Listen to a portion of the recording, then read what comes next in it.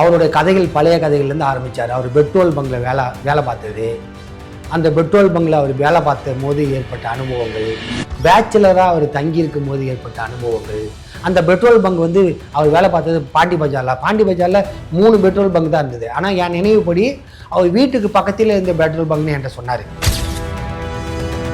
பாரதி ராஜா 40 ஆண்டுகள் இந்த சமூகத்துக்காக எல்லா பிரச்சனைகளையும் பேசிட்டு இருந்த ஒரு ஆள், சினிமாவில் இருந்து உச்சமான இடத்த போனவர், காம்ப்ரமைஸே கிடையாது சார். ரஜினியோட ஃபைட் பண்ணார், ரொம்ப டெய்லி ரஜினியோட நல்ல நட்புல இருப்பார். மறுநாள் காலை ரஜினியை எடுத்து பேசுவார். ரஜினி நான் இருக்கும் போதெல்லாம் கால் பண்ணியிருக்காரு. அந்த நட்பு தொடரும். நீங்கள் இன்னைக்கு அப்படியே உடஞ்சிரும்ல. ரஜினியை முகத்துக்கு நேராக அட்டாக் பண்ணுவார், டேரிங்காக அட்டாக் பண்ணுவார். பல வருஷமாவே துயரம் தான். 2 பேத்துக்கும் துயரம் இருந்தது. ஒன்று, நான் பெரிய லெவலுக்கு அப்பாவோட சாதிக்க முடியலையேன்னு மனோஜ் வருத்தப்பட்டார். மனோஜுக்கு அந்த வருத்தம் இருந்தது, என்கிட்ட சொல்லியிருக்காரு. அப்பா நிழலை மீறி நான் பெரிய ஆள் ஆகணும்னு நினைக்கிறேன், முடியல அப்படின்னு சொன்னார். அவருக்கு அப்பாவை மீறி போக முடியலன்னு ஒரு வருத்தம். பையனுக்கு நம்மளை விட பெரிய லெவலுக்கு இவன் போய் சேரலையேன்னு இவருக்கு வருத்தம். விஜயவே வேணான்னு ரிஜெக்ட் பண்ண ஒரு பாரதி ராஜா, விஜயவே ஒரு ஹீரோவே கிடையாது அப்படின்னு ரிஜெக்ட் பண்ண ஒரு பாரதி ராஜா, தன்னுடைய மகனை இவர் ஹீரோவை ஏற்றுக்கிட்டு படம் போறாரு. காம்ப்ரமைஸில் தான் போனாரு. பையனுக்கு ஏதாவது ஒரு வழியில காப்பாற்றிட முடியுமான்னு.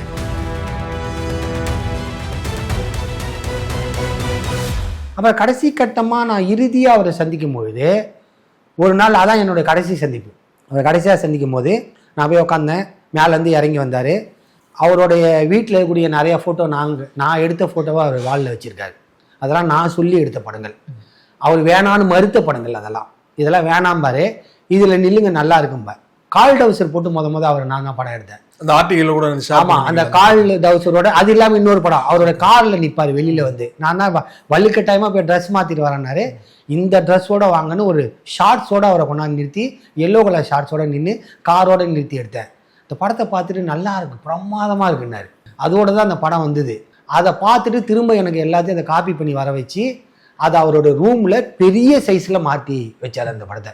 காரில் கால் டவுசரோட நிற்குமா. நான் சொன்னேன், அமெரிக்காவில் இருக்கக்கூடிய டைரக்டர் லெவலில் இருக்கீங்க, இதுதான் ட்ரெண்டு, இந்த மாதிரி இந்த பேண்ட்டு சட்டெல்லாம் போடாதீங்க. நீங்கள் சொன்னால் நம்ப மாட்டீங்க சார். அதுக்கப்புறம் அவருடைய எல்லாமே இளமையான ட்ரெஸ் போட ஆரம்பித்தார் அவர். இந்த கால் டவுசரோட படத்தை தலைமாட்டிலே அங்கே பெரிய சைஸில் மாற்றி வச்சார். ஒரு நாள் நான் போகும்போது அதே மாதிரி கால் டவுசரோட உட்கார வச்சு அவருடைய அந்த டேபிளில் உட்கார வச்சு ஒரு படம் எடுத்தேன். அதையும் அவர் வச்சுருந்தார். அதுக்கப்புறம் லாஸ்ட் டேவெலாம் நான் அதான் அவரோட இறுதி சந்திப்பு. நான் கடைசியாக போய் 7 மணிக்கு பார்த்துட்டு 11:30 மணிக்கு வெளியில் வரும்போது சொன்னார். அவருடைய கதைகள் பழைய கதைகள்லேருந்து ஆரம்பித்தார். அவர் பெட்ரோல் பங்கில் வேலை பார்த்தது, அந்த பெட்ரோல் பங்கில் அவர் வேலை பார்த்த போது ஏற்பட்ட அனுபவங்கள், பேச்சுலராக அவர் தங்கியிருக்கும் போது ஏற்பட்ட அனுபவங்கள், அந்த பெட்ரோல் பங்க் வந்து அவர் வேலை பார்த்தது பாண்டி பஜாரில் 3 பெட்ரோல் பங்க் தான் இருந்தது. ஆனால் என் நினைவுப்படி அவர் வீட்டுக்கு பக்கத்தில் இருந்த பெட்ரோல் பங்க்னு என்கிட்ட சொன்னார். அங்கே பக்கத்தில் ஒரு பெட்ரோல் பங்க் இருக்குது. அந்த பாண்டி பஜாரில் மொத்தமே 3 பெட்ரோல் பங்க் தான். அவர் வேலை பார்த்தது 3 பெட்ரோல் பங்கில் ஒரு பெட்ரோல் பங்கு அந்த ரவுண்டானா டிராஜ் அந்த வீட்டுக்கு முன்னால் இருக்க ஏரியாவில் இருக்கக்கூடிய பெட்ரோல் பங்குங்கிறது தான் என்னுடைய கணிப்பு. ஏன்னா அவர் என் வீட்டுக்குலேருந்து பக்கத்திலே இருக்கிறது தான் அவர் சொன்னார். அப்போ அந்த பெட்ரோல் பங்கில் வேலை பார்த்தது அந்த கதையெல்லாம் சொல்லிட்டு அவர் பாக்கெட்டு அவருடைய பர்ஸை எடுத்து ஏதோ உட்காரும் போது அவரால் சரியா இல்லைன்னு அந்த பர்ஸை எடுத்து மேலே வச்சார். மேலே வச்சுட்டு ஒரு 7-8 card, credit card, debit card, இதெல்லாம் ஒரு 7-8 கார்டு வச்சுருந்தார், நிறைய பேங்க் கார்டு. அதெல்லாம் எடுத்து மொத்தமாக எடுத்து அப்படியே அதை டேபிளில் விசிறினார்.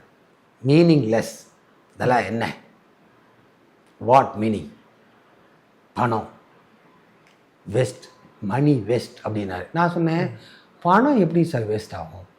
நீங்கள் இவ்வளோ பெரிய பங்களா வச்சுருக்கீங்க, இவ்வளோ பெரிய கார் வச்சுருக்கீங்க, இவ்வளோ பேங்க் பேலன்ஸ் இருக்குது, இதெல்லாம் இருக்கிறதுனால காரை நீங்கள் தூக்கி போடுறீங்க. இது வந்து ஒரு விரக்தி தான். இது வந்து பணம் ஒன்றும் உங்களுக்கு வேணாம், பணம் எனக்கு வேணாண்டா, அப்போ ஒரு கார்டு நான் எடுத்துக்கிட்டுமா அப்படின்னு கேட்டேன். சிரிச்சார். ஒரு கார்டு நான் எடுத்துக்கிட்டுமா அப்படின்னு கேட்டார். சிரிச்சார். அப்போ நான் சொன்னேன், பணமே வேணான்னா அப்போ இந்த கார்டெல்லாம் உடச்சி போட்டலாமா அப்படின்னு.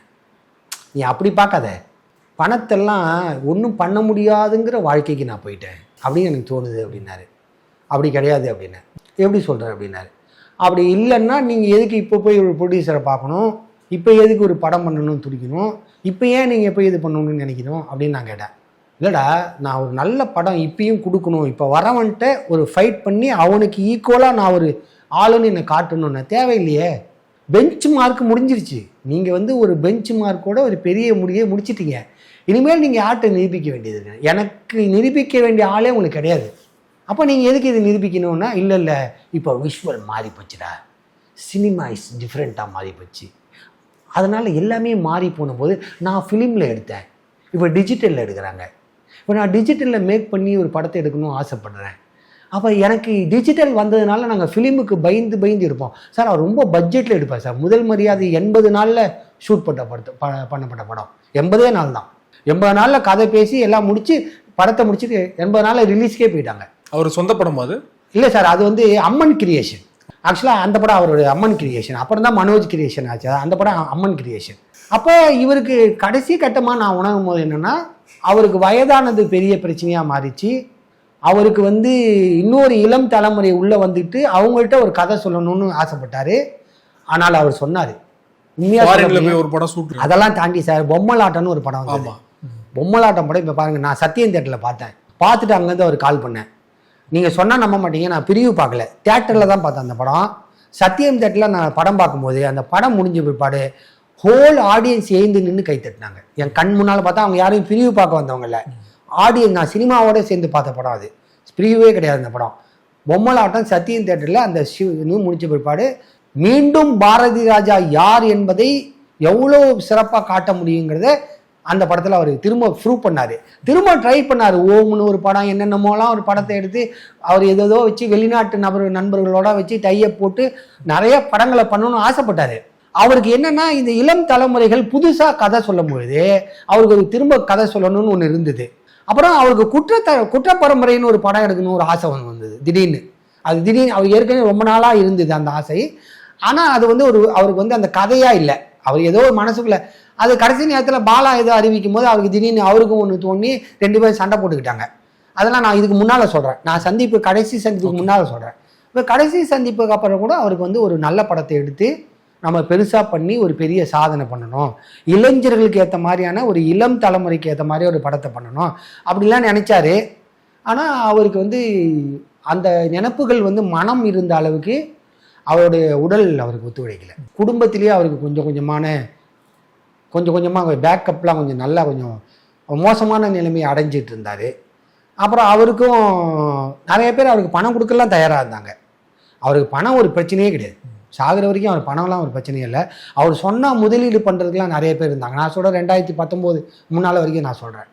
அப்போ அவருக்கு வந்து சினிமாவிலேயும் அவருக்கு மரியாதை, அவர் ஓஞ்சி போகவே இல்லை. ஏன்னா பாரதி ராஜா அளவிற்கு சமூகத்திலே ஒரு இயக்குனர் சமூக பிரச்சனைக்காக தொடர்ந்து குரல் கொடுத்த இயக்குனர்கள் ரொம்ப ரொம்ப கம்மி.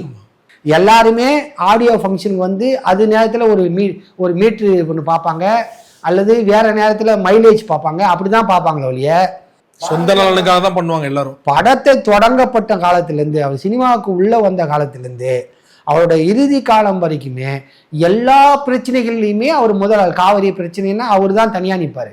ஒரு தமிழ் பிரச்சனை, ஈழ பிரச்சனை தனியாக தெரிவார். ஒரு வேற ஏதோ ஒரு இஷ்யூ, ஒரு ஆட்சியில் பிரச்சனை, அதுக்கு தனியாக தெரிவார். எல்லா அதிகார மட்டங்களோட எம்ஜிஆரோட அவருக்கு இணக்கமான நட்பு இருந்தது. என்னுடைய சுயசரியில் அவர் பேசினார். எம்ஜிஆர் அவருக்கு அரசியலை கூப்பிட்டாரு வாங்கன்னு சொல்லி. ஜெயலலிதா தனியாக இன்வைட் பண்ணாங்க. Any time you will come, நான் உனக்காக வெயிட் பண்ணுறேன்னு சொன்னாங்க. ஆனால் என்கிட்ட சொன்னார், நான் வந்து ஜெயலலிதாட்ட சொல்லும் பொழுது அவர் என்ன சொன்னாருன்னா, எனக்கு வந்து எமோஷ்னல் பீப்புளெலாம் நான் உடனே ரியாக்ட் பண்ணிடுவேன், என்னால் இந்த எமோஷ்னலை வச்சுக்கிட்டு சினிமாவில் இருக்க முடியுமா ஒழிய ரியலாக அரசியலில் இருக்க முடியாது, ஐ எம் வெரி சாரின்னு சொல்லி ஜெயலலிதாட்ட சொன்னதான் என்கிட்ட சொன்னார். அவருக்கு பின்னால் கூட நிறைய ஆஃபர்கள் வந்தது. ஆனால் அந்த இப்போல்லாம் எல்லாரும் என்ன பண்ணுறாங்க தெரியுங்களா, 2 நாளைக்கு சோறு போட்டுட்டு உடனே நான் சமூக சேவை செஞ்சேன் அரசியலுக்கு வருவாம்பாங்க. பாரதி ராஜா 40 ஆண்டுகள் இந்த சமூகத்துக்காக எல்லா பிரச்சனைகளையும் பேசிட்டு இருந்த ஒரு ஆள், சினிமாவில் இருந்து உச்சமான இடத்த போனவர், காம்ப்ரமைஸே கிடையாது சார். ரஜினியோட ஃபைட் பண்ணார், ரொம்ப டெய்லி ரஜினியோட நல்ல நட்புல இருப்பார். மறுநாள் காலை ரஜினியை எடுத்து பேசுவார். ரஜினி நான் இருக்கும் போதெல்லாம் கால் பண்ணியிருக்காரு, அந்த நட்பு தொடரும். நீங்கள் இன்னைக்கு அப்படியே உடஞ்சிரும்ல, ரஜினியை முகத்துக்கு நேராக அட்டாக் பண்ணுவார், டேரிங்காக அட்டாக் பண்ணுவார்.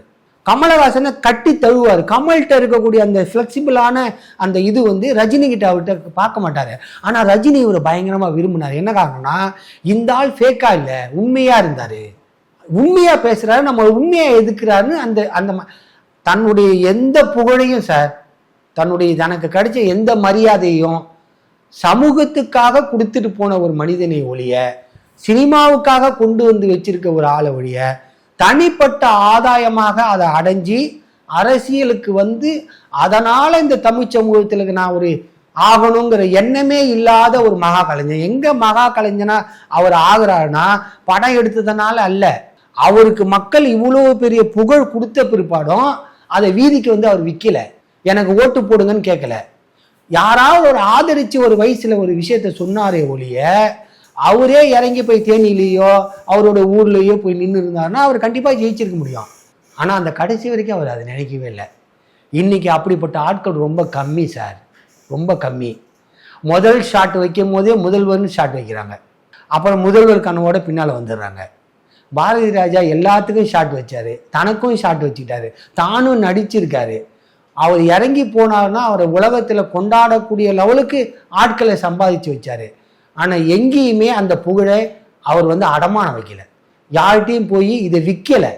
எல்லா உரிமைகளுக்கும் பேசின ஒரு ஆள் தமிழ் சினிமாவில் எந்த இயக்குனரும் அப்படி நீங்கள் பார்க்க முடியாது. அவர் காலகட்டத்தில் பாலச்சந்தருக்கு அப்படி ஒரு ஆளே கிடையாது. பின்னால் வந்த மணிரத்னம் ஒரு சினிமா தாட்டில் இப்போ எப்படி சிவாஜி பின்தங்கிட்டார்ல, ஆனால் பாரதி ராஜா பின்தங்கல. ஏன்னா மணிரத்னம் ஒரு சினிமா ஒரு படம் எடுக்க வராரு, அவரோட விஷுவல் டேஸ்டே வேற. இவர் எல்லாமே லாங் ஷாட் வைக்க மாட்டாரு, எல்லாமே க்ளோஸ் அப் தான். மணிரத்னம் எல்லாம் லாங் ஷாட் தான். அங்க ஆடிக்கிட்டு இருப்பான், இங்க ஷாட் வைப்பாரு. அங்க அழுதுகிட்டு இருப்பான், இங்க ஷாட் வைப்பாரு. அங்க ரயில் வரும், இங்க ஷாட் வைப்பாரு. அங்க நடந்து போயிட்டு இருப்பான், இங்க ஷாட் வைப்பான். அங்க பறக்கும் அந்த புறாலாம் அப்படியே பறக்கும், அங்க பறக்கிற புறாவை இங்க ஷாட் வைப்பாரு. எல்லாமே பீசிஸ் பார்த்தீங்கன்னா இந்த இது லைட்டிங் ஃபுல்லாவே இருக்கும். பாரதி ராஜா படத்தில் பெரிய லைட்டிங்கே நீங்க பார்க்க முடியாது. அப்ப அதுக்கு பிற்பாடு கில்ட் ஆகுறாரு. கில்ட் ஆகிட்டு மணிரத்னத்தை போய் ஸ்கூல் ஆஃப் தாட் படம் மாதிரி எடுக்கணும்னு சொன்னார் சார். நான் மணிரத்னம் மாதிரி ஒரு படம் எடுக்கணும்னு சொன்னார். அப்ப தன்னை அப்டேட் பண்ணிக்கிட்டாருங்க. சிவாஜிக்கு இறங்கின இடம் அதுதான், பாரதி ராஜா விடாமல் பிடிச்ச இடம் அதுதான். அதனால ஏன் இவ்வளவு தூரம் இந்த சினிமாவில் இவரை பற்றி நான் வந்து தொடர்ந்து எங்கேயும் வெளியே பேசுறது இல்லை. என்னன்னா, இந்த சினிமாவில் ஒரு உச்சகட்டமான ஒரு ஆள், ஒரு மாபெரும் கலைஞன், இந்த அடமானம் இல்லாமல் சோரம் போகாத ஒரு ஆளாக இருந்ததுனால தான் அவர் இந்த தமிழ் சினிமா வந்து இவ்வளவு கௌரவமாக பார்க்குது. அவருக்கு பின்னால் வந்த ஸ்கூல் ஆஃப் அந்த அந்த என்ன சொல்லுவாங்க பரம்பரை, பாரதி ராஜாவினுடைய பரம்பரைன்னு தமிழ் சினிமாவில் ஒன்று இருக்குது. அவரோட பையன் வராமல் போகலாம், பல பையனை உண்டாக்கிட்டார். ஒவ்வொரு காட்சியிலையும் பாரதி ராஜா என்ன பண்ணாரோ அதெல்லாம் பல பேர் பின்னால் வந்து காப்பி பண்ணி அதை வைக்க வேண்டிய கட்டாயத்துக்கு வந்தாங்க. அப்படி ஒரு எந்த படிப்பறிவும் இல்லாமல் பெரிய லெவலுக்கு அப்போல்லாம் வந்து பெரிய பெரிய ஆள்லாம் சினிமாவை கற்றுக்கிட்டாங்க. உலகம் முழுவதும் 70களெல்லாம் சினிமாவை முறைப்படி கற்றுக்கிறதுக்கான ஆட்கள் வந்துட்டாங்க. அப்படிப்பட்ட ஒரு ஊர்லேருந்து ஒருத்தவன் எதுவுமே இல்லாமல் ஒரு கனவோடு வந்து யாருமே எடுக்காத முதல் படம் 16 வயது நிலை ஒரு படம். அப்படிலாம் யாருமே ஒரு படத்தை எடுக்கவே முடியாது. அப்படி 60 படங்கள் வந்து கமல் நடித்து முடிச்சிட்டாரு. நடித்து முடித்து பெரிய ஸ்டாராக இருந்தவனுக்கு கோமணத்தை கொடுத்தாரு. கமலுக்கு கோமணமாக கொடுத்த அதே கைகள் தான் சிவாஜியினுடைய கோட்டையும் அவருடைய சூட்டையும் கழட்டி விட்டு சாதாரணமான ஒரு ட்ரெஸ்ஸை கொடுத்தது. நீ சொல்கிறாங்கல்ல அவர் என்ன பண்ணார் ஏது பண்ணாருன்னு, பாரதி ராஜாங்கிறது ஒரு கல்ட்டு சார், அது ஒரு சினிமாவினுடைய கல்ட். அது அந்த தமிழ் சினிமாவை 50-100 வருஷமாக படித்தவனுக்கு தான் அவருடைய அருமை புரியும். ஒரு 100 வருஷமாக இந்த சினிமாவை படித்தவனுக்கு பாரதி ராஜா எங்கே உயர்வாக இருக்காருன்னு. அதை விட்டுட்டு நீங்கள் வெறுமனே அவரை போய் ஒரு சின்ன சிப்பிக்குள்ளே போட்டுக்கிட்டு அவர் இதை எடுத்தாரா அதை பண்ணா அப்படி பேசுறதுங்கிறது அவரை வந்து குறைத்து மதிப்பிருப்பதான விஷயம். இந்த உலகம் வந்து நிற்கும் வரை, இந்த சினிமா உலகத்தினுடைய உச்சமாக இருக்கிற வரைக்கும் பாரதி ராஜாங்கிற ஒரு படம், அதுக்கான ஒரு பரம்பரை, அதுக்கான ஒரு ஸ்கூல் ஆஃப் தாட் இருந்துக்கிட்டே இருக்கும். அதை நீங்கள் மறைக்க முடியாது. எப்படி ஸ்ரீதரோ அது மாதிரி ஒரு பாரதி ராஜா. ஸ்ரீதர் வந்து சினிமாவை புரிஞ்சவங்களுக்கு தான் ஸ்ரீதரோட வேல்யூ தெரியும். அப்போ இவருக்கு இந்த இந்த உணர்ச்சிகளோட சினிமாவில் ஒரு தமிழ் உணர்ச்சின்னு ஒன்று இருக்குது சார். தமிழ் உணர்ச்சின்னு ஒன்று இருக்குது. நீங்கள் படம் பார்க்கும்போது ஒரு தமிழ் உணர்ச்சி வரும். நீங்கள் வந்து கௌபாய் படங்க பார்த்தீங்கன்னா இப்போ ஜெமினி கணேசன் இவர் இருக்காருல்ல ஜெய் கணேஷ் படம் பார்க்குறீங்கன்னா உங்களுக்கு அந்த உணர்ச்சி வராது. ஜெய்சங்கர் படம் பார்த்தீங்கன்னா வராது. அதுக்கு முன்னாலேயே நீங்கள் பார்த்தீங்கன்னா திராவிடியன் மூமெண்ட்டில் ஒரு உணர்ச்சி வரும். அவங்க வந்து ஒரு உணர்ச்சியை ஊட்டக்கூடிய ஒரு படங்களை எடுத்தாங்க. அந்த உணர்ச்சியில் அரசியல் இருந்தது. பாரதிராஜா படத்தில் வந்து ஒரு பண்பாடு இருந்தது, ஒரு தமிழ் பண்பாடு, தமிழ் குரல், தமிழுக்கான எத்தினிக்கான ஒரு தமிழ் குரலும் தமிழ் இனத்திற்கான ஒரு அடையாளமும். ஒரு கோழின்னா அது வந்து இந்த ஊர் கோழி, ஒரு மாடுன்னா இந்த ஊர் மாடு, இந்த ஊர் வயல்னா இந்த ஊர் வயல். இது எல்லாமே வந்து நீங்கள் வேர்ல்டு லெவலில் விஷுவலாக மட்டுமே பாரதி ராஜாவுடைய படத்தை படிச்சீங்கன்னா அது ஒரு மாபெரும் சினிமான்னு நீங்கள் புரிஞ்சுக்க முடியும். ஏன்னா அது உள்ள ஒரு அழிந்து போன ஒரு ஒரு கிராமம் இருக்கு. இனிமேல் மீட்கவே முடியாது அந்த கிராமத்தை. நீங்கள் செட்டு போட்டாலும் அந்த கிராமத்தை கொண்டு வர முடியாது. அவர் காட்சி ரீதியாக வச்ச கிராமம் இன்னைக்கு அழிந்து விட்டது. அவர் காட்சி ரீதியாக சொன்ன கலாச்சார மனிதர்கள் அழிந்து விட்டாங்க. அவர் காட்சி ரீதியாக பதிவு பண்ண அந்த மக்கள் போயிட்டாங்க. ஏரி போயிடுச்சு, ஆறு போயிடுச்சு, நிலம் போயிடுச்சு, பரிசல் போயிடுச்சு, இன்னைக்கு வயலில் வந்து உழுவுறது போயிடுச்சு, டிராக்டர் வந்துடுச்சு. அப்போ எல்லாமே அவர் ஒரு காலகட்டத்தினுடைய எல்லா திங்ஸையும் உள்ளே கொண்டாந்து வச்சிருக்காரு. ஆகவே இந்த தமிழ் சினிமாவினுடைய மாபெரும் கலைஞனா அவர் அடையாளம் காணப்படுறார். அது வந்து புரிஞ்சவங்களுக்கு அவர் எவ்வளோ பெரிய லெஜண்டுன்னு தெரியும். என் வாழ்நாளில் அவரோட பல நாட்கள், பல மாதங்கள், பல வருடங்கள் ஒன்றாக இருந்த பொழுது ஒரு நாள் கூட பாரதி ராஜா என்கின்ற மாபெரும் ஆளுமை அவர் முன்னால் நான் உட்காந்துருக்கேன்னு அவர் என்னை நினைக்க விட்டதே இல்லை. ஒரு சாதாரண ஒரு தகப்பன்ட்ட உட்காந்து நம்ம பேசும்போது என்ன உணர்ச்சி வருமோ அவர் தான் அதான் காட்டினார். ஒருபோது டாமினேட்டடே பண்ணதே இல்லை. நான் எவ்வளோ பெரிய ஆள், அந்த டாமினேட்டடே கிடையாது. நம்ம வெளியிலேருந்து ஒரு தகவல் சொன்னோம்னா அதை உடனே ஏற்றுக்குவார். ஆக அவருடைய கலாச்சாரத்தினுடைய, தமிழ் கலாச்சாரத்தினுடைய ஒரு பிரதிநிதியாக இந்த சினிமாவினுடைய உச்சத்தில் கொண்டு போய் ஒரு தமிழ் கலாச்சாரத்தை வைத்த ஒரு பிரதிநிதியாக பாரதி ராஜாவுடைய இழப்புங்கிறது தமிழ் சினிமாவு மட்டும் இல்லை, இந்திய சினிமாவினுடைய இழப்பு. அது ஒரு இந்திய சினிமாவில் உச்சமான ஒரு இடத்துல அவர் இருக்கார். ஆகவே தான் அவரை வந்து நம்ம தொடர்ந்து பேசணும்னு நான் நினைக்கிறேன். குறிப்பாக பாரதி ராஜா அவர்கள் மறைஞ்சதுக்கு அப்புறமா அவரை சுற்றின நிறைய சர்ச்சைகள், மனைவி வந்து பல வருடங்களாக அவர் கூட இல்லை, மனைவி வந்தோடனே கங்கை அமரன் வந்து கத்தி பேசுனது வந்து ரொம்ப வைரலானது. குறிப்பாக எமோஷனல் ஆகிட்டார், ரொம்ப சாகுறப்ப யாருமே கூட இல்லை, அனாதையாக விட்டு போயிட்டீங்களே அப்படின்னு. இன்னொரு பக்கம் மகன் மறைவுக்கு காரணமே பார்த்தீங்கன்னா பாரதி ராஜா அவர்கள் அவர் இருக்கும்போதே அவருக்கான சொத்தை பிரித்து கொடுத்துருக்கலாம், அவராவது வந்து அனுபவிச்சிருப்பாரு. அதுவே அவருக்கு ஒரு மனக்குறையாகி அவர் மறைஞ்சதுக்கு அப்புறமா பாரதி ராஜாவுமே அதுலேருந்து தான் அவருடைய உடல்நிலை சரியில்லாமல் போயிடுச்சு. மகனை நினைத்து ஏக்கத்தில் இருக்கும்போது அவங்க பண்ணிக்கலாமே அப்படின்னு. நீங்கள் அவருடைய மகனுடன் நெருங்கி பழகிருக்கீங்க, இந்த விஷயங்கள்லாம் உங்ககிட்ட சொல்லியிருக்காரா? வெளியில நிறைய பேசுறாங்க, ஆனா எது உண்மை எது பொய்ன்னு தெரியல. சார் ஆக்சுவலாக ஒரு அந்தரங்கமான கமலஹாசன் சொல்லுவார், என்னுடைய வீட்டுக்கு முன்னால் கேமரா வைங்க, என்னோட பெட்ரூமில் வச்சுடாதீங்க பாரு. அது ரொம்ப முக்கியமான வார்த்தை. அது எல்லா மனிதர்களுக்குமான ஒரு உறவு என்பது வீட்டுக்குள்ளே ஒரு தகப்பனாக இருக்கிறவர் என்பவர் வேறு, ஒரு கலைஞனாக வெளியில் இருப்பவர் வேறு. ஆனால் எனக்கு மனோஜ் நேரடியாகவே ரொம்ப நல்ல பழக்கம், பல முறை சந்தித்து அவரை எழுதியிருக்கேன். இன்னும் சொல்லப்போனால் அவரோட குழந்தைகளையே முதலாக படம் எடுத்து எழுதி அதை வெளியில் ஃபோக்கஸ் பண்ணது நான் வீட்டோட அளவே பண்ண மாட்டார். அப்படி இருக்கும் பொழுது நான் வீட்டுக்கே போய் அவரோட மனைவியோட, ஏன்னா அப்போ வந்து அவரோட மனைவியை கூட வெளியில் காட்டுறதுக்கான அந்த ஸ்பேஸ் இல்லாத அவர் வந்து ஒரு வாழ்க்கை வாழ்ந்துட்டு இருந்தார். அப்போ நான் பல முறை அவரை சந்தித்து அவரோட மனைவியோடைய அவர் குழந்தையோட எல்லாத்தையுமே எழுதியிருக்கேன். சார், ஒரு மனிதன் சாகிறதுக்கு முதல் காரணம் என்ன தெரியுங்களா? அவனோட வயது தான். பாரதி ராஜாவுக்கு இப்போ 80 வயதுக்கு மேலே ஆயிடுச்சு, 84 வயது. ஓகேங்களா? அவரோட நான் சொல்கிறது 2019 அவர் மரணத்தை அவர் என்கிட்ட பேசிட்டார், 19க்கு முன்னாலேயே. அப்போ அவருக்கு உடம்பு சுருக்கத்தை பற்றி பேசிட்டாரு, மரண பயத்தை பற்றி பேசிட்டாரு, எல்லாமே பேசிட்டாரு. இப்போ போய் நீங்கள் இதனால தான் செத்து போயிட்டாரு அப்படின்னு சொன்னீங்கன்னா, அவர் போய் ஹாஸ்பிட்டல் அட்மிட் ஆகி அவரை போராடி ஒரு டாக்டர் குரூப்பு எவ்வளோ தூரம் அவரை காப்பாற்ற முடியுமோ காப்பாற்றுக்க ட்ரை பண்ணுறாங்க. அப்புறம் திரும்ப ரெக்கவரி ஆகி வீட்டுக்கு வராது. அப்புறம் திரும்பவும் அவர் உடம்பு முடியாமல் திரும்ப போய் அட்மிட் ஆகுறாங்க, திரும்பவும் ரெக்கவரி ஆகி வீட்டுக்கு வராது. அப்போ ஒரு வயதானவனுடைய வாழ்க்கை இப்படி தானே சார் இருக்கும். கடைசி வரைக்கும் மார்க்கண்டேயனால யாரால் வாழ முடியும்? அவர் பையன் இவர் சொல்கிறாங்களே, இதெல்லாம் உபகாரணங்கள். அவர் பையனால் இறந்து போயிட்டாரு, அவர் இவரால் இறந்து, முதல் காரணம் அவர் வயசானதுனால இறந்து போயிட்டாரு. அதான் முதல் காரணம். அதுக்கு என்ன ஆத்தென்டிக்கான உண்மைன்னு கேட்டீங்கன்னா டாக்டரே சொல்லியிருக்காங்க, ட்ரீட்மெண்ட் பண்ணியிருக்கிறாங்க. அவரை வந்து ஐசியூவில் வச்சுருக்காங்க. அப்புறம் திரும்ப ரெக்கவர் ஆகி வீட்டுக்கு வந்திருக்காரு. அப்புறம் டியூப்பு போட்டுக்கிட்டே வீட்டுக்கு அனுப்பி வச்சாங்க. வீட்டுக்கு வந்தும் மருத்துவ உதவிகளோடு இருந்தார். திரும்பவும் அப்புறம் டவுன் ஆகி போய் இறங்கி இது பண்ணுறாரு. என்னை பொறுத்த வரைக்கும் நான் அவரை கடைசி காலத்தில் பார்க்கறத அவாய்ட் பண்ணேன். என்ன காரணம்னா, நான் பார்த்த பாரதி ராஜா வேற. அவரோட டீப்போட போய் அவரை பார்க்கறது எனக்கு விருப்பமே இல்லை. அப்புறம் அவருக்கு மெமரி லாஸ் ஆகிடுச்சு. பல வருஷத்துக்கு முன்னாலே பழைய ஆட்கள்லாம் மறக்க ஆரம்பிச்சிட்டாரு. சார் எந்த யமான சார் நீங்கள் கட்டி பிடிச்சி நிறுத்த முடியும்? கண்ணதாசனுக்கு நீங்கள் அப்படி நிறுத்தி வைக்க முடியுமா? எம்ஜிஆருக்கு கொடுக்காத சிகிச்சையா சார்? எம்ஜிஆர் மறையிலையா? ஜெயலலிதாவுக்கு கொடுக்காத சிகிச்சையா? அவர் மறையிலையா?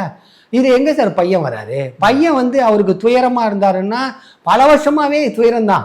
2 பேர்த்துக்கும் துயரம் இருந்தது. ஒன்று, நான் பெரிய லெவலுக்கு அப்பாவோட சாதிக்க முடியலையேன்னு மனோஜ் வருத்தப்பட்டார். மனோஜுக்கு அந்த வருத்தம் இருந்தது. என்கிட்ட சொல்லியிருக்காரு, அப்பா நிழலை மீறி நான் பெரிய ஆள் ஆகணும்னு நினைக்கிறேன், முடியல அப்படின்னு சொன்னார். அவருக்கு அப்பாவை மீறி போக முடியலன்னு ஒரு வருத்தம்.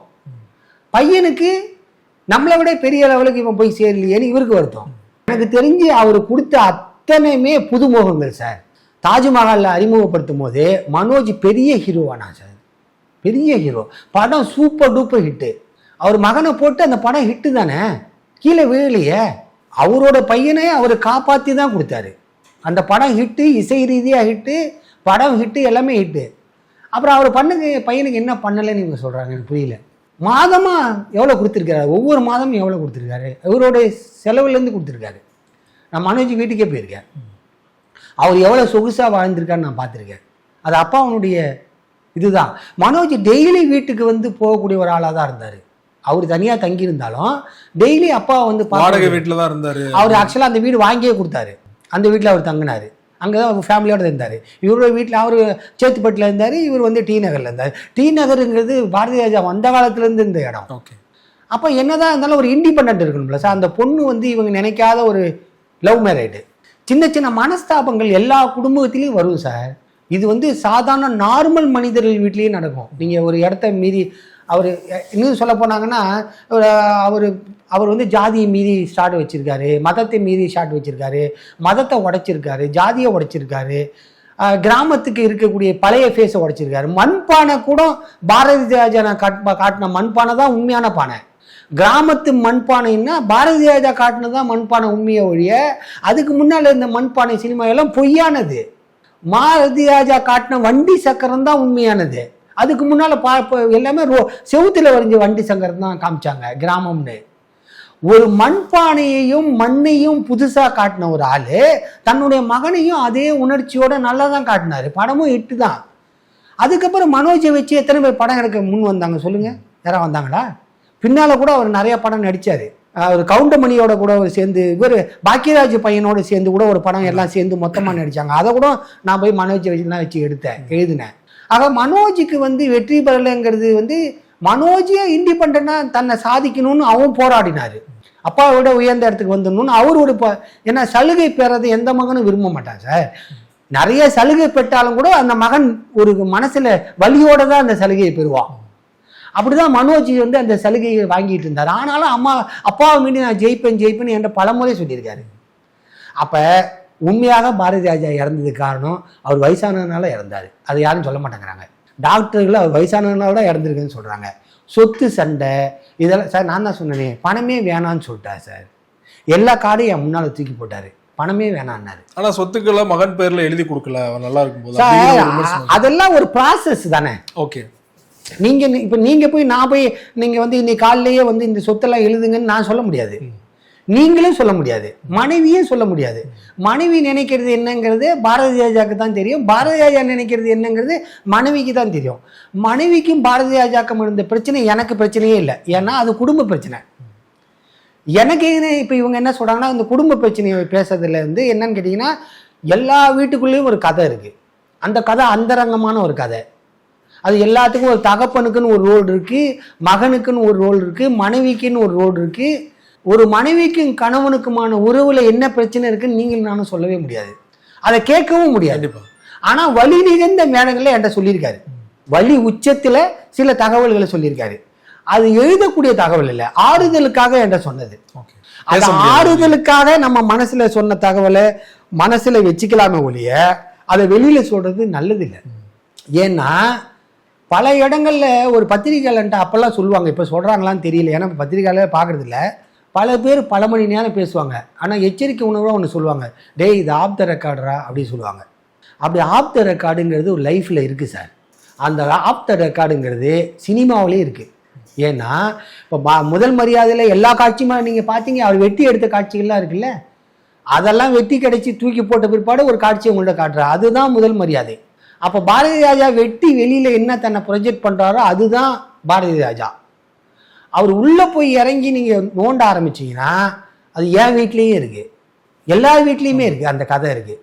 அதனால் அந்த சொத்துக்களில் என்ன பிரச்சனை, அந்த விஷயத்துக்குள்ளே என்ன பிரச்சனை அப்படிங்கிறத ஒரு தகப்பனாகவும் ஒரு மகனாகவும் ஒரு மனைவியாகவும் அவங்க எடுக்க வேண்டிய முடிவு அது. அதில் எனக்கு இடமே இல்லை. என்கிட்ட சொல்லியிருக்காரு, ஆனால் அதை நான் சொல்ல முடியாது, சொல்லவும் கூடாது. ஏன்னா அவங்க சொல்லிட்டு இது ஆஃப் த ரெக்கார்டுன்னு சொன்னாங்கன்னா நீங்கள் எழுதக்கூடாது, அதுதான் எத்திக்ஸ். அப்போ அவர் மகன் என்கிட்ட அப்பாவை பற்றி பிளைம் பண்ணியிருக்காரு, அவருடைய மகனை பற்றி இவர் என்கிட்ட பிளைம் பண்ணியிருக்காரு. அது எல்லாமே ஒரு ஒரு 1/4 மணி நேரத்தில் நடக்கக்கூடிய பரிவர்த்தனைகள். அவர் உள்ளே வரும்போது இவர் உள்ளே வரும்போது அங்கே நடக்கக்கூடிய மனக்கசப்புகளில் 2 பேரும் வெளிப்படுத்துறது. மறாநாள் காலில் அங்கேயே மனோஜ் வருவார், மறாநாள் காலில் இவரும் அங்கேயே இருப்பார், திரும்ப சகஜமாக பேசிட்டு சகஜமாக போயிடுவாங்க. மனோஜ் எங்கேயுமே தங்களோட அப்பாவை கீழே இறக்கி நீங்கள் எங்கேயாவது பேசியிருக்கீங்களா சார்? ஒரு இன்டர்வியூலையோ வேறு எங்கேயாவது ஒரு இடத்துல அவங்க அப்பாவை மோசமாக சித்தரிக்க முடியாதா மனோஜால்? சாகுற வரைக்கும் அவரோட மன வலியை மனோஜ் வெளியே சொன்னதே இல்லை. மனோஜுக்கு தெரியும் நமக்கு அப்பா எவ்வளோ ஹெல்ப் பண்ணியிருக்காருன்னு. அப்புறம் ஒரு அப்பாவா இவர் எவ்வளோ தூரம் காப்பாற்ற முடியும்? எல்லாத்துக்கும் ஃபோன் பண்ணி எனக்கு மகனுக்கு வேலை கொடுங்க, படம் கொடுங்கன்னு கேட்க முடியுமா? அந்த மெரிட்டை விட்டுருவீங்க சார். இன்னும் சொல்ல போனால் விஜய் வந்ததுக்கே விஜயவே வேணான்னு ரிஜெக்ட் பண்ண ஒரு பாரதி ராஜா, விஜயவே ஒரு ஹீரோவே கிடையாது அப்படின்னு ரிஜெக்ட் பண்ண ஒரு பாரதி ராஜா, தன்னுடைய மகனை இவர் ஹீரோவை ஏற்றுக்கிட்டு படம் போறாரு, காம்ப்ரமைஸில் தான் போனார். பையனுக்கு ஏதாவது ஒரு வழியில் காப்பாற்றிட முடியுமான்னு. அது பாரதி ராஜாவுக்கு பெரிய விஷயமே இல்லை. ஏன் கேட்டீங்கன்னா அவர் வாழ்நாளில் எல்லாத்தையுமே புதுமுகங்கள் தான். அவர் அதிகபட்சமாக ரிப்பிட்டேஷனாக ஒரு பெரிய புகழ் வச்சு நடித்து அவர் உள்ளே கொண்டு வந்தது கமலையும் ரஜினியும் தான். மீது எல்லா ஹீரோயின் ஆகிட்டோம், கவுண்டமணியை கூட அவர் தான் அறிமுகப்படுத்தினாரு. பாக்கியராஜி அசிஸ்டன்ட் தான், ஹீரோவாக போட்டார். காம்ப்ரமைஸ் தாண்டி இவன் ஹீரோவாக வரலாம் இந்த கதைக்குன்னு முடிவு பண்ணுவோம் பாக்கியராஜ் வைக்கிறாரு. அப்போ இது என்ன பிரச்சனைன்னு கேட்டிங்கன்னா சார், இது மியூச்சுவலான ஒரு 2 பேர்த்துக்குமான பொறுப்பு. மனோஜ் தானாகவே அப்பாவை மீறி ஒரு பெரிய ஆளாக வரணும்னு கடைசி வரைக்கும் விரும்பினார். அதனால் அப்பாட்ட கேட்கறத கூட பாதியை தவிர்த்தார். இவர் தான் மகனுக்காக போய் இன்னொரு இடத்துல நின்றுட்டு நம்ம அவமானப்பட்டுறக்கூடாதுங்கிறதுக்காகவும் மெரிட்டாக இருந்தார். பாரதி ராஜா அப்பாங்கிறது அவருக்கு எவ்வளோ ஒரு ப்ளஸ்ஸாக இருந்துச்சோ அதுவே ஒரு மைனஸாகவும் இருந்தது. எல்லாத்துக்குமே இருந்திருக்கு சார். நீங்கள் எஸ்பிபி பையனாக இருக்கிறது எவ்வளோ கஷ்டம், எவ்வளோ பெரிய லெஜெண்டு நீ சாதிச்சு. மனோரமாவோட பையன், மனோரமாவை விட ஸ்க்ரீன் ப்ரெசன்டேஷனில் நடிக்கிறதுக்கு யார் சார்? அவர் பையன் எங்கே வந்தார் சொல்லுங்கள்? படம் பூஜெல்லாம் போட்டு ஹீரோவெல்லாம் ஆக்குனாங்க அவரை. என்ன ஆனார் பூபதி? நீங்கள் கலை என்பது நீங்கள் ஒரு அளவுக்கு தான் சொல்லித்தர முடியும், அது உங்கள் உள்ளுக்குள்ளே ஒரு உணர்ச்சி வரணும். ஆனால் மனோஜுக்கு நடிக்கிறத விட மனோஜ் என்கிட்ட பல முறை சொன்னது, நான் ஒரு பெரிய டைரக்டராக வரணும், நான் ஒரு பெரிய டைரக்டர் வரணும். அந்த கனவு தான் அவருக்கு. நடிக்கிறதை தாண்டி அவருக்கு பெரிய ஆர்வம் அதில் இருந்துக்கிட்டே இருந்தது. அவர் நடிக்க வச்சது பாரதி ராஜா அவரோட சொந்த விருப்பமா இல்லை மனோஜோட விருப்பத்துக்காக நடிக்க வச்சாரா? தாஜ்மஹாலில் மியூச்சுவலாக அவர் பையனை கொண்டு வரணும்னு அவர் முடிவு பண்ணார். அந்த நேரத்தில் பையனை கொண்டு வரணும் அப்படிங்கிற ஆசை இவரோட ஆசை தான். அது அப்புறம் ஒரு ஓப்பனிங் வரணும்ல, பையனுக்கு ஒரு ஓப்பனிங் வரணும்ல, அது இவரோட முடிவு தான். ஆனால் அதுக்கு அழகாக அந்த தாஜ்மஹால் வந்தபோது மனோஜ் பெரிய ஹீரோ லெவலுக்கு பேசப்பட்டார். தியேட்டர்லலாம் அந்த படம் பெருசாக பேசப்பட்டது. இன்னும் சொல்லப்போனால் அதுக்கு நல்ல ரிவ்யூஸ் தான் வந்தது, அந்த படத்துக்கு நல்ல ரிவ்யூஸ் வந்தது. இன்னும் சொல்லப்போனால் நிழல்கள் படத்திலே ஃப்ளாப்பு, அது கூட கெட்ட ரிவ்யூ வந்தது. தாஜ்மஹால்கள் அப்படி இல்லை, கெட்ட ரிவ்யூவே இல்லை. மியூசிக்கிலே அந்த படம் ஹிட்டு, ஆடியோ ஹிட்டு. அப்போல்லாம் கேசட் வரும், கேசட் ஆடியோ ஹிட்டு. அது அவ்வளோ நல்ல படத்தை தான் கொடுத்தாரு பையனுக்கு. அதனால் என்னை பொறுத்த வரைக்கும் இந்த சொத்து தகராறுங்கிறது ஏழை வீட்லேயும் இருக்கும், பணக்கார வீட்லேயும் இருக்கும். அப்படி தரக்கூடாதுங்கிறது பாரதியாருக்கு எந்த நிர்பந்தமும் கிடையாது. ஏன்னா அவருக்கு இருக்குது வாரிசு அடிப்படையில் அவர் தான். அதனால் அப்படிலாம் மூட்டையை முடிச்சு கொண்டு போய் அவர் எங்கே வைக்க போகிறார்? ஒன்றுமே வைக்க வாய்ப்பு இல்லை. இயல்பாக அது நடந்திருக்கணும் அப்படின்னு அவர் நினச்சிருக்கலாம்.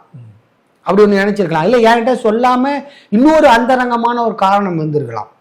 பல இடம் சொல்லாத இடம்னு ஒன்று இருக்கு இல்லைங்களா, அது இருந்திருக்கலாம். அது அவ்வளோதான ஒழிய அதுக்கு வந்து இந்த சொத்துக்காக இப்போ ஆட்டோமேட்டிக்காக இப்போ யாருக்கு வரணும், பையனே இல்லை, இயற்கை ஒரு கணக்கு போடுது சார். இப்போ நான் சொல்லுறேன் அவர் சொத்தையே எழுதி வச்சிடறாரு சார், இயற்கை கணக்கு படி பாருங்க. மனோஜ் முன்னால் போயிட்டாரு, இப்போ என்ன பண்ணுவீங்க? திரும்பவும் ஒரு சண்டை அந்த வீட்டுக்குள்ளே வரும் தான். இது தாண்டி என்னை பொறுத்த வரைக்கும் இந்த சொத்து பிரச்சனையை பற்றி எனக்கு பெருசாக இது இல்லை சார். நான் வந்து அவருடைய சினிமாவை ரத்தமும் சதையுமாக பார்த்தேன். அவருடைய படங்களோட நான் வந்து மிங்கிளாகி இருந்தேன், அவரோட மிங்கிளாகி இருந்தேன், அவரோட சாப்பிட்டேன், அவரோட டீ குடித்தேன். அதுதான் எனக்கு மெமரியை ஒழிய எனக்கு இந்த இடத்துக்குள்ளே எனக்கு ஸ்பேஸே இல்லை. அவங்களே என்னை இன்வைட் பண்ணி கூப்பிட்டாலும் கூட நான் ஒரு பஞ்சாயத்து பண்ணுற தொழிலில் உள்ளே போகிற லெவலுக்கு நான் அதிகாரம் கொண்ட ஆள் இல்லை. நான் அவ்வளோ பெரிய ஆள் இல்லை. எனக்கு ஒரு லிமிட் இருக்குல்ல, அந்த லிமிட்டோட தான் நின்று. இன்னும் சொல்ல போனால் அந்த தகராறு ஒரு வேளை நடந்ததுன்னா அதை எந்திரிச்சு தான் வெளியில் வருவேன். இயல்பான மனிதன் அதான் செய்வான். அந்த தகராறை உட்காந்து வீடியோ எடுக்க மாட்டாங்க. அப்போ எனக்கு அதில் கொஞ்சம் தகவல்கள் கொஞ்சம் லெவலுக்கு தெரிஞ்சாலும் அவர் இறந்து போன பிற்பாடு நாகரிகமான ஒரு மனிதனா குடும்ப பிரச்சனைகளுக்குள்ள எனக்கு இடமில்லைன்னு தான் நான் சொல்லுவேன். ரொம்ப நன்றி சார். ரொம்ப உங்கள் நேரத்தை ஒதுக்கி பாரதி ராஜா அவர்கள் குறித்து பலருக்கும் தெரியாத அவர் உங்ககிட்ட சொன்ன தகவல்களை எங்களோட பகிர்ந்து கொண்டீங்க. ரொம்ப நன்றி சார். இந்த வாய்ப்பை நீங்கள் எனக்கு கொடுத்ததுக்காக மிக்க நன்றி. மிக்க நன்றி சார்.